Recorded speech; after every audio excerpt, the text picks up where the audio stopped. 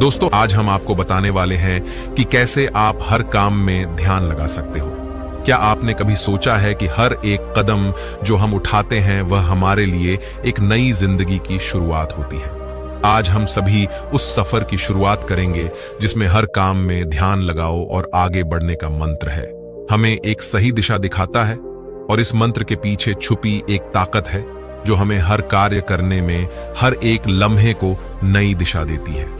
जब हम अपने कामों को ध्यान से करते हैं तब हम अपने इरादों को साकार करते हैं और नई मंजिलों की तरफ बढ़ते हैं। आज हम सीखेंगे कैसे ध्यान से काम करके हम अपने सपनों को हकीकत में बदल सकते हैं, कैसे हर कदम एक नए सफर की शुरुआत बन सकता है। तो चलिए आज हम इस मंत्र के साथ मिलकर नई जिंदगी की शुरुआत करते हैं जिसमें हर कदम एक नई कहानी का आरंभ करता है। दोस्तों, बहुत समय पहले की बात है। एक राज्य में एक महान राजा रहता था। राजा अपने रोज के कामों से परेशान रहने लगता। राजा का किसी भी काम में मन नहीं लगता था।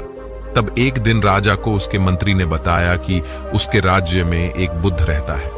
मंत्रियों ने राजा को बताया कि बुद्ध के एक एक शब्द में जीवन का सत्य छुपा है। उनके जैसा महान व्यक्ति दूर दूर तक नहीं है। तब राजा ने सोचा कि एक बार चलकर देखते हैं कि बुद्ध सच में इतना महान है। अगले दिन सुबह राजा ने अपने मंत्रियों से रथ लेकर चलने को कहा। राजा उस बुद्ध से मिलने निकल पड़ा। बुद्ध एक पहाड़ी के पास एक छोटे से गांव में रहते थे। रास्ता बहुत लंबा था। बीच रास्ते में पता किया तो लोगों ने भी बुद्ध की तारीफ की। राजा ने सोचा कि सच में कोई बुद्धिजीवी पढ़ा लिखा व्यक्ति होगा। शाम को जब राजा बुद्ध की झोपड़ी के बाहर पहुंचा तो राजा ने देखा कि एक मजदूर छोटे से बगीचे में काम कर रहा था। उसके पूरे शरीर पर मिट्टी लगी थी, पैरों में चप्पल नहीं थी। राजा ने पूछा, महोदय बुद्ध कहाँ रहते हैं? मैं उनसे मिलने आया हूं। उस बागवान ने कहा, श्रीमान आप अंदर बैठिए, मैं अभी बुद्ध को बुलाता हूं। राजा झोपड़ी के अंदर बैठकर बुद्ध की प्रतीक्षा करने लगा। थोड़ी देर में बुद्ध ने झोपड़ी में आकर नमस्कार किया। राजा ने हैरान होकर कहा, अरे आप तो वही बागवान है जो बाहर थे। बुद्ध ने कहा, जी राजा कसूर, माफ करें, मैं छोटा सा काम कर रहा था। मैं ही बागवान हूं और मैं ही बुद्ध हूं। बुद्ध ने राजा से कहा, आपके आने का कारण बताएं। राजा ने कहा, मैंने सुना है कि आप जैसा साधारण व्यक्ति राज्य में दूसरा कोई नहीं है, तो मैं आपसे मिलने चला आया। मैं आपसे आत्मज्ञान पर उपदेश चाहता हूं, लेकिन मुझे माफ कीजिए। मैं देख रहा हूं कि आपके पास ना कोई किताब है, ना किसी कला के संकेत दिख रहे हैं, लेकिन फिर भी आप बहुत शांत दिख रहे हैं। राजा ने बुद्ध से कहा, क्या मुझे आप अपना सीक्रेट बता सकते हैं? बुद्ध ने मुस्कुराकर कहा, सुबह का समय ठीक रहेगा। कल सुबह होने से पहले आप मुझसे मिलने आ जाना। यह कहकर बुद्ध ध्यान में मौन हो गए। राजा वापस अपने महल लौट आया। उस रात राजा को नींद नहीं आई। उसे चिंता थी कि बुद्ध कल सुबह मुझे क्या बताने वाले हैं। अगले दिन सुबह राजा बुद्ध के पास पहुंचता है। बुद्ध बगीचे में खड़े थे। राजा ने बुद्ध को प्रणाम किया। बुद्ध ने कहा, राजा यहां आइए और यहां से सभी पौधों में धीरे धीरे पानी डालो। और राजा से कहा, ऐसा करते करते तुम्हें इन 10 पौधों में पानी डालना है, लेकिन याद रहे कि पानी डालते समय तुम कुछ और मत करना, ना कुछ सोचना। अपना पूरा ध्यान पानी डालने पर रखना। अगर कोई ख्याल आए तो रुक जाना और दोबारा से पहले पौधे से पानी डालना शुरू करना। जब तुम सारे पौधों में पानी डाल दोगे तब तुम मेरे पास आना, मैं तुम्हें वो सीक्रेट बता दूंगा। बुद्ध की बात सुनकर राजा को लगा कि बुद्ध किस तरह का काम करवा रहे हैं। राजा को पहली बार इस तरह का काम मिला था। राजा ने कहा, ठीक है। बुद्ध राजा ने बड़े ध्यान से पहले पौधे में पानी डाला, फिर दूसरे पौधे में पानी डाला, फिर तीसरे पौधे पर। जा ही रहा था कि वह रानी के बारे में सोचने लगा। राजा बुद्धिमान था। उसे पता था कि बुद्ध उसकी परीक्षा ले रहे हैं।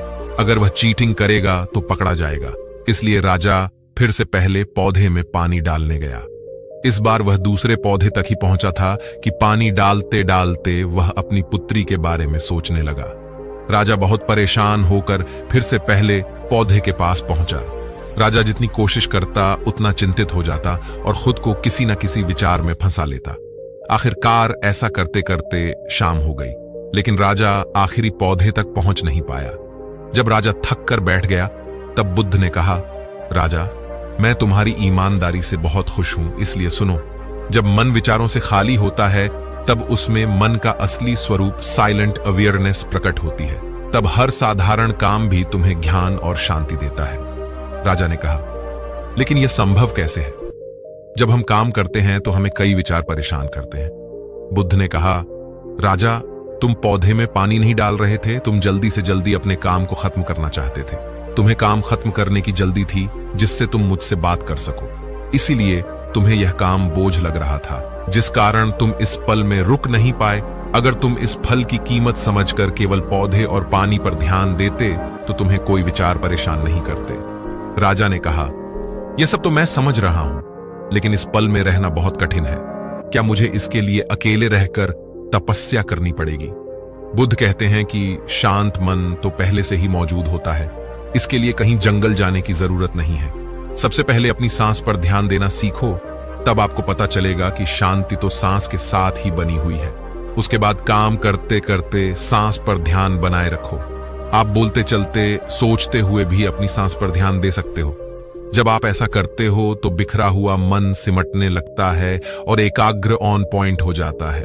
ऑन पॉइंट माइंड से जब कोई काम किया जाता है तो उस मन में केवल वही काम रिफ्लेक्ट होता है और कोई विचार उत्पन्न नहीं होते हैं। जब ऐसा होता है तो कर्ता और कर्म एक हो जाते हैं और साइलेंट अवेयरनेस जो पहले से बनी हुई थी वह प्रकट हो जाती है।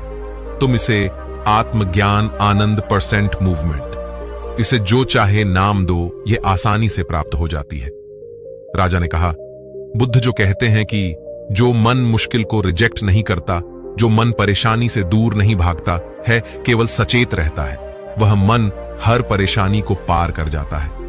दोस्तों, कभी काम को बोझ मानकर जल्दी जल्दी खत्म करने की कोशिश मत करो, क्योंकि इससे तनाव पैदा होता है। आप यहां नहीं बल्कि कहीं और होना चाहते हो। तनाव के कारण मन में विचार हावी होने लगते हैं, जिससे इरिटेशन होती है और हर काम जो परसेंट मूवमेंट का दरवाजा था वह सच में बोझ लगने लगता है। इसकी जगह काम शुरू करने से पहले अपना ध्यान सांस पर ले आओ और फिर काम के दौरान भी ऐसा करो। सांस का ध्यान काम के ध्यान में बदल जाएगा और कठिनाई, डिस्टर्बेंस आते हुए भी आपको छू नहीं पाएगा और आप जो भी काम करोगे उसमें आपका ध्यान लगा। राजा ने बुद्ध से कहा, मैं कैसे अपना ध्यान काम में लगाऊं?